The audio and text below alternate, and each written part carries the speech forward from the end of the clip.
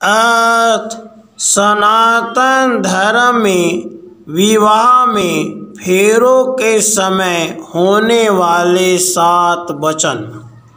विवाह के समय पति पत्नी अग्नि को साक्षी मानकर एक दूसरे को 7 वचन देते हैं, जिनका दाम्पत्य जीवन में काफ़ी महत्व होता है। आज भी यदि इनके महत्व को समझ लिया जाता है तो वैवाहिक जीवन में आने वाली कई समस्याओं से निजात पाई जा सकती है। पहला वचन, तीर्थव्रतोद्यापन यज्ञ कर्म मया सहेव प्रिय वयम कुर्या वामांग मायामि तदा तव दियम बरवीति वाक्यम प्रथमम कुमारी।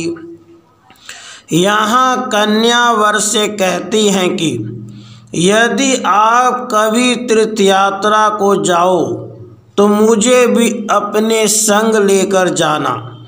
कोई व्रत उपवास अथवा अन्य धर्म कार्य आप करें तो आज की भांति मुझे अपने वाम अंग में स्थान दें।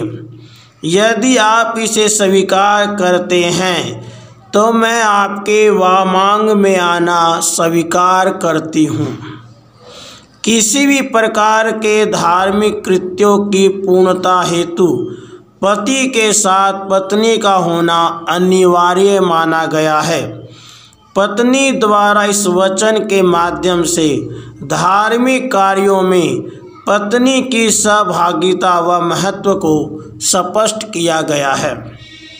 दूसरा, पूज्यो यथा सवौ पितरौ ममामि तथेष भक्तो निज कर्म कुर्या वामांग मायामि तदा तव दियम बरवीति कन्या वचनम द्वितीयम। कन्या वर से दूसरा वचन मांगती है कि जिस प्रकार आप अपने माता पिता का सम्मान करते हैं उसी प्रकार मेरे माता पिता का भी सम्मान करें तथा कुटुंब की मर्यादा के अनुसार धर्म अनुष्ठान करते हुए ईश्वर भक्त बने रहें। तो मैं आपके वामांग में आना स्वीकार करती हूँ। यहाँ इस वचन के द्वारा कन्या की दूरदृष्टि का आभास होता है। उपरोक्त वचन को ध्यान में रखते हुए वर को अपने ससुराल पक्ष के साथ सद्व्यवहार के लिए अवश्य विचार करना चाहिए। तीसरा, जीवन में अवस्था तरये पालना में कुर्यात् वामांगयामि तदा तव दियम बरवीति कन्या वचनम तृतीयम। तीसरे वचन में कन्या कहती हैं कि आप मुझे ये वचन दे कि आप जीवन की तीनों अवस्थाओं युवावस्था, प्रौढ़ावस्था, वृद्धावस्था में मेरा पालन करते रहेंगे तो ही मैं आपके वामांग में आने को तैयार हूँ। चतुर्थ, कुटुंब संपालन सर्वे कार्य करतु प्रतिज्ञाम यदि कातम कुर्या वामांग मायामि तदा तव दियम बरवीति कन्या वचनम चतुर्थ। कन्या चौथा वचन ये मांगती हैं कि अब तक आप घर परिवार की चिंता से पूर्णतः मुक्त थे। अब जबकि आप विवाह बंधन में बंधने जा रहे हैं तो भविष्य में परिवार की समस्त आवश्यकताओं की पूर्ति का दायित्व आपके कंधों पर है। यदि आप इस भार को वहन करने की प्रतिज्ञा करें तो ही मैं आपके वामांग में आ सकती हूँ। इस वचन में कन्या वर्ग को भविष्य में उसके उत्तरदायित्वों के प्रति ध्यान आकृष्ट करती हैं।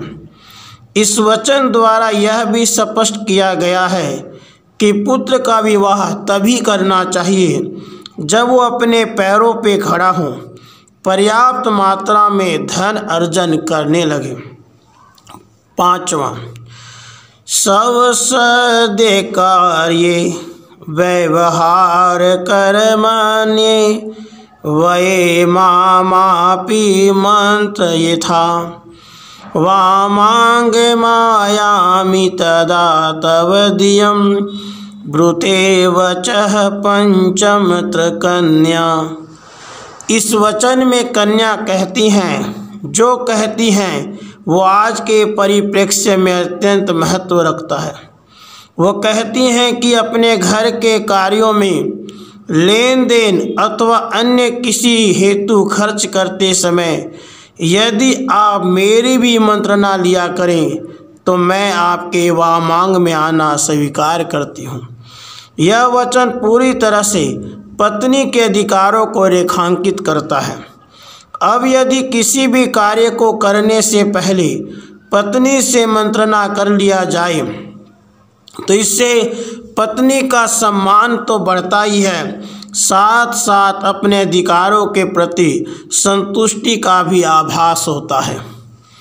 6ठा, न मे पेमानम सविधि सखीनाद्युतम न वा दुर्व्यसनम भंजस्वेत वामांग मायामि तदा तव दियं बरवीति कन्या वचनम च षष्ठम।